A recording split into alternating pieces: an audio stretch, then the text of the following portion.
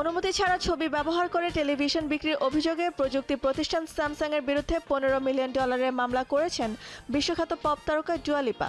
বাংলাদেশি মুদ্রায় যার পরিমাণ প্রায় 183,56,00,000 টাকা। মার্কিন গণমাধ্যম ভ্যারাইটির তথ্য অনুযায়ী গত শুক্রবার ক্যালিফোর্নিয়া সেন্ট্রাল ডিস্ট্রিক্ট কোর্টে মামলাটি দায়ের করা হয়। মামলায় অভিযোগ করা হয়েছে 2024 সাল থেকে স্যামসাং তাদের টেলিভিশনের কার্ডবোর্ড প্যাকেজিংয়ে ডুয়া লিপার ছবি ব্যবহার করে আসছিল, অথচ এই বিষয়ে গায়িকাকে আগে থেকে কিছু জানানো হয়নি এবং তার কোনো অনুমতিও নেওয়া হয়নি।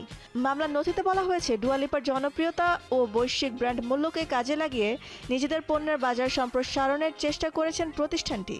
মামলার কাগজপত্রে আরও উল্লেখ করা হয়েছে, ব্যবহৃত ছবিটি 2024 সালে যুক্তরাষ্ট্রের জনপ্রিয় সঙ্গীত আয়োজন অস্টিন সিটি লিমিট ফেস্টিভ্যালের ব্যাকস্টেজে তোলা হয়েছিল। গায়িকার আইনজীবীদের ভাষ্য, ডুয়া লিপার মুখ ব্যবহার করে একটি ভোক্তা পণ্যের বিশাল প্রচারণা চালানো হয়েছে, অথচ এতে তার কোনো সম্মতি বা মতামত ছিল না।